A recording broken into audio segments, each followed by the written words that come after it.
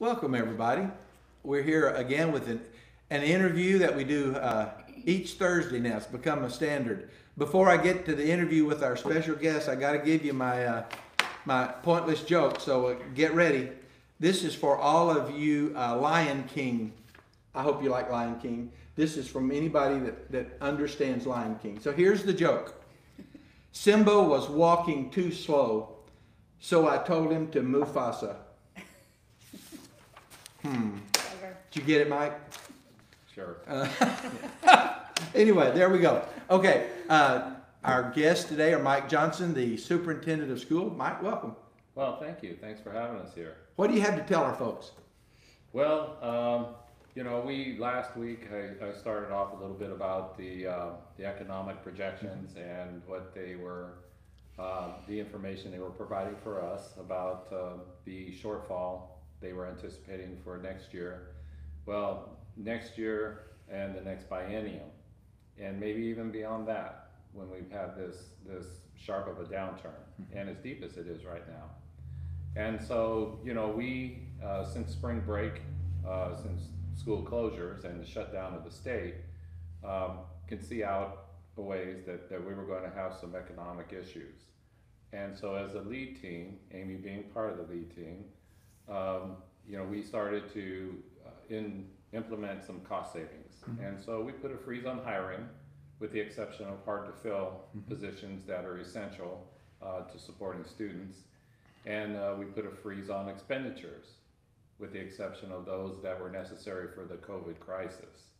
And so we have continued down that path. And most recently,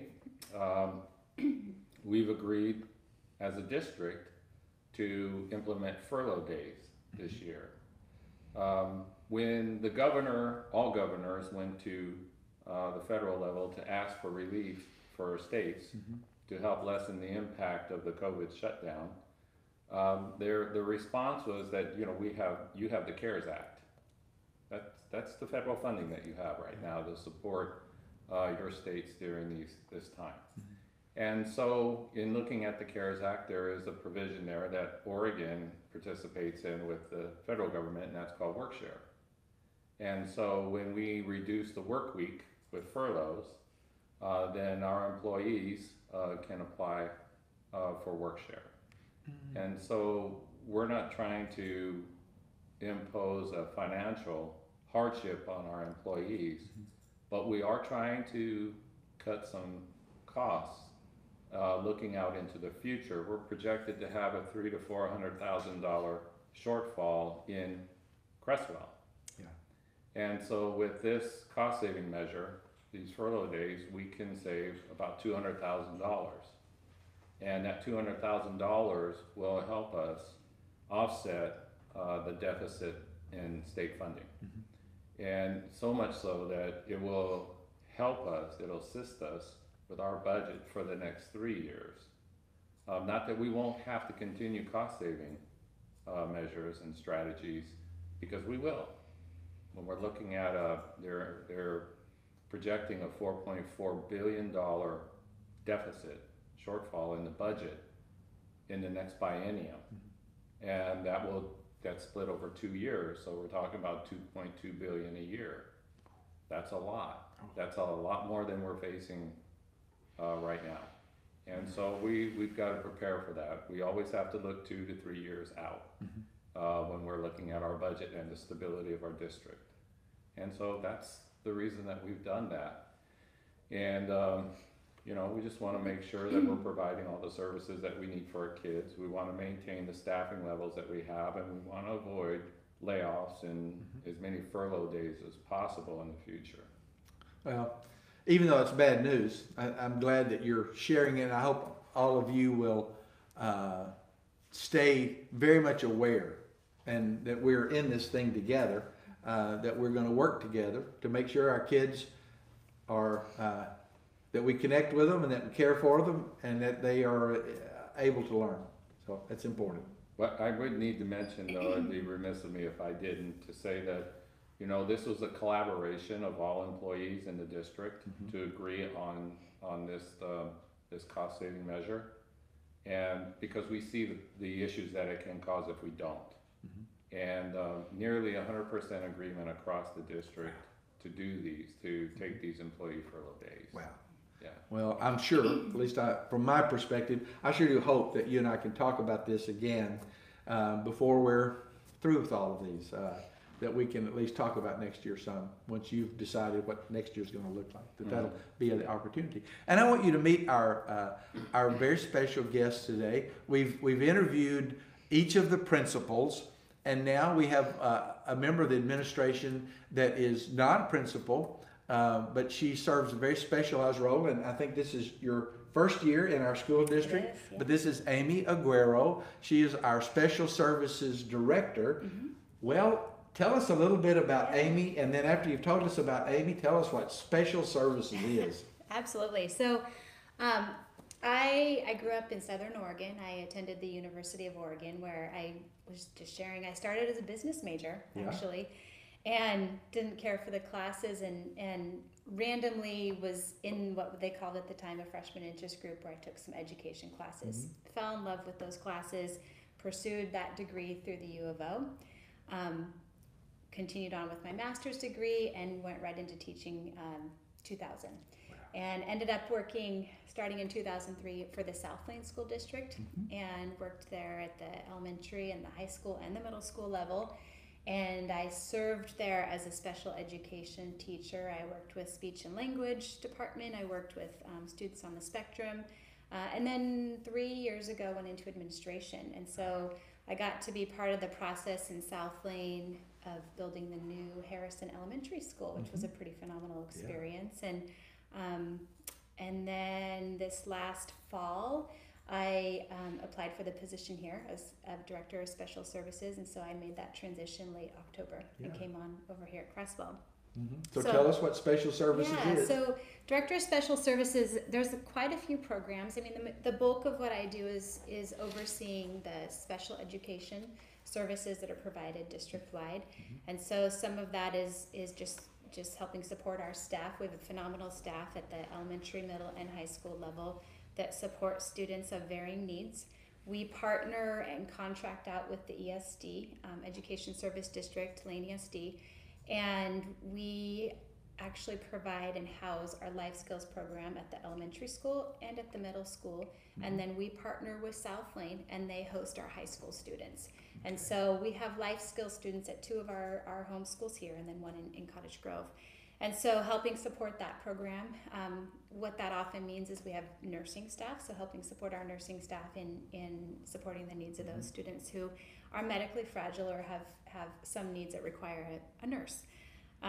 We have school psychologists. We have 2 currently that work in our district, so supporting their needs, and speech and language pathologists. And then it's a lot of special programs that support not just students that have special education needs, but need special support. So that could be, for example, homeless liaison. We have a gal who supports our families who are struggling with housing opportunities right now, and she helps get them into various supports that they may need at that given time, season of their life.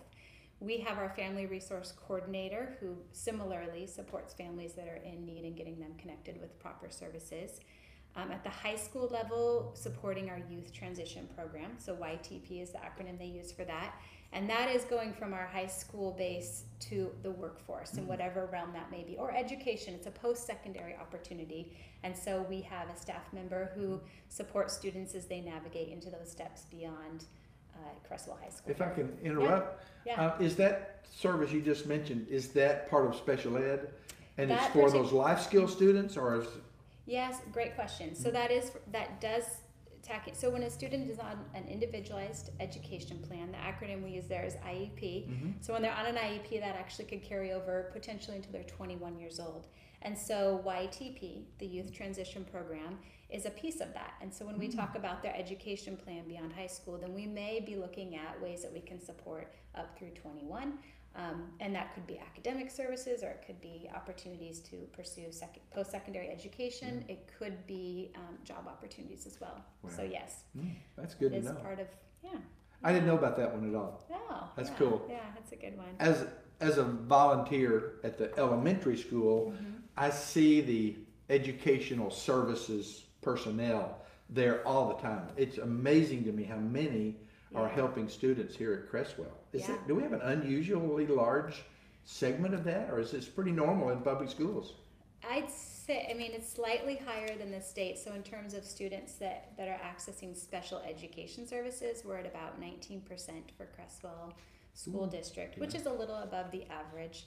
I mean, the bulk of our students, obviously by population, will be at that elementary level.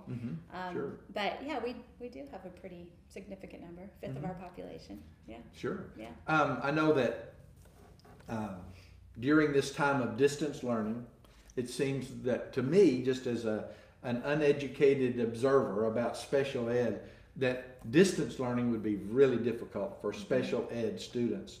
What do you do to kind of connect and care for those students? Well, to give a little background, so our last day of our, I'm going to use the term brick and mortar education system was March 13th. And then we went into that spring break mode. We really didn't take a spring break. We just worked and planned and continued to gain support and direction from the Oregon Department of Education.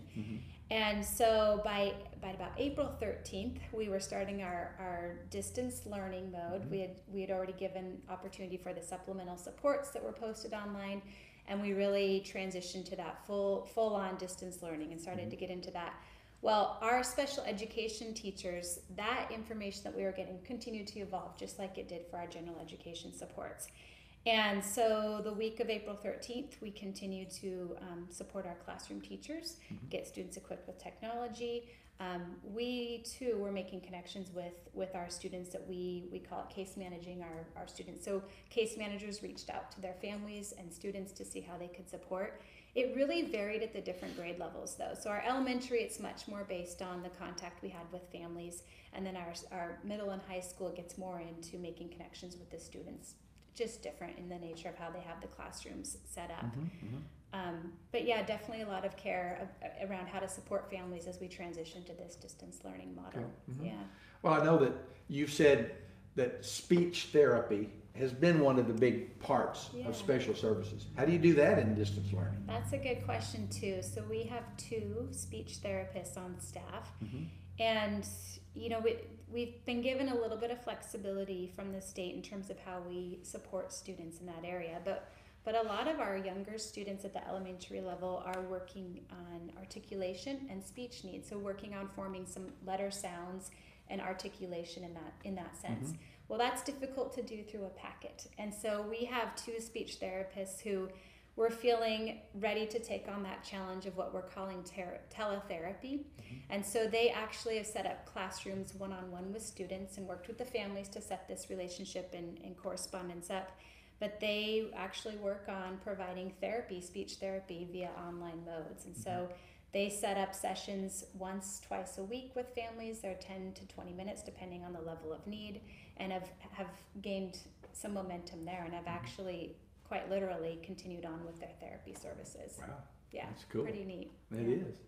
I know last week Shirley Burris, the principal at the middle school, mentioned breakout sessions at the middle school.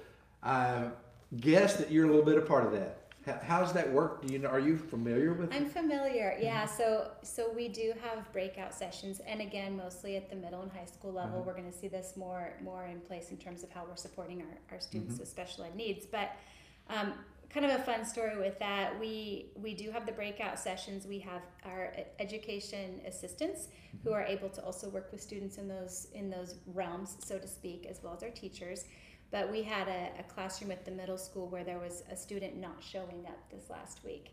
And it actually was his peers that said to the teacher, let's just call this student and get him on to the Zoom call, into the Google Classroom. And that's what brought the kiddo in. But it kind of a neat dynamic in terms of building that community, even though it's a different format. So, Good. That's neat to know. Yeah. I know at the high school level that Jared Wolfson is very involved in the special ed program, and I became aware that he has been doing some kind of unique things. Can you tell us a little bit about what he's done at the high school? He's had a neat opportunity. So, and all of our sped teachers are doing a phenomenal job. But Jared has a class right now that offers students exposure to the workforce and ideas around career development and skills and such. So typically in this class, he would bring in firefighters or a police officer, or someone local, a mechanic. And now, because of COVID and some of our online platforms that we can offer, he's been able to invite scientists. He had a band member from the Pixies that came in via their Zoom platform. But every week he's gotten to kind of broaden his repertoire of speakers that come in there. So it's been neat to see that students have had a lot more exposure than they typically would have. Cool. Yeah. Well, you mentioned some specific people. You named their titles, which is perfect. That we would call the Family Resource Center. Can you tell us more about how that operates in your school district, what it's for? Yeah, so we do have a family resource coordinator and center. Crest Lane is hosting that center right now for the district. It's a district resource, so it is K through 12. But our Catherine, who oversees that program right now, who's been quite busy actually in light of COVID, she is a great support for families. So we actually have different ways to reach her. There's a link on our website. You can reach her directly via email or phone, and or teachers can access her and get her connected with families. But she's able to connect with families in terms of if there's a need for getting in touch with the right service in the area, so food needs, clothing needs, shelter needs. She's even helped provide support around furniture and transportation. So she really is. She's very plugged into the community, and she can help connect families with the right resources. Good. She's wonderful. That's cool. Yeah. Well, I'm glad to hear about what's going on there. Amy, is there something else that you really need that our community can step up to the plate and do for you, or is it all going along as good as possible? That's a really nice ask. I wouldn't say there's a specific need. Just I do want to extend, I guess, a shout out to our staff and just to rally the support of our community. I think they really have done a phenomenal job. These are, as you're probably hearing every week, every day, very trying, unique, different times. And so the learning curve has been extreme. And so I like to call it, we've had 2 school years in one. We've really gone to a completely different mode of teaching and learning. But just supporting our teachers and the efforts that our support staff, teachers, all of our staff and community members that have helped just support the families and students. Yeah. Well, thank you for sharing all this, and I hope you've enjoyed getting to know Amy a bit. I know this has just been the oddest year for all of us. You know, it was just a few months ago that Mike was leading those of you on staff and some of us in the community with what are we going to do with these extra funds we're getting, and now we're talking about this. You know, we just didn't see this coming, obviously. Right. And Mike, what would you like to leave us with today? Today, I think just, you know, I just appreciate the community and the patience of the parents and guardians of our students right now. Again, you know, it's a work in progress. We're working really hard to get better and better at this as we go. And the staff is nothing short of just tremendous as far as the effort they're putting forward to accomplish this this really a really challenging task of teaching from a distance. And then our parents working on the other end with us as partners in this endeavor. I can't say enough about them, and they have just supported us, which is what we're known for in Creswell. A long history of community support for schools, but this time they really had to step up in a different way and a much more time-consuming challenge to support the district. And I mean, I love my job. This is a great town, an awesome district, and just I think from every stakeholder group we felt the support in our schools, and our leadership team has just really had tremendous support to move forward with our staff to make this happen, and our kids. You know, the resiliency that they're learning from participating in this, not just observing it, but actually being involved in it. It really affects them on how we do this. And the outcome of this really is to be resilient and determined to make it happen. That's right. Again, thank you both so much for being here today. Let me put in a plug to all of you. I hope that you can get on your calendar and look. This is the 5th Thursday that we've had these talks. And the community here in Creswell needs to know the information. This is not just, it's not just fun. I mean, it is fun to do. I love getting to interview you guys. But this is important information for our community to know. Those with kids in the school district need this information. And even those people whose taxes help support this need to know what's going on. So I will beg you to tell other people about these Thursday interviews. They're all still available for you to see online. But get these things watched because it is valuable information. Thank you for watching today, and I look forward to talking to you tomorrow.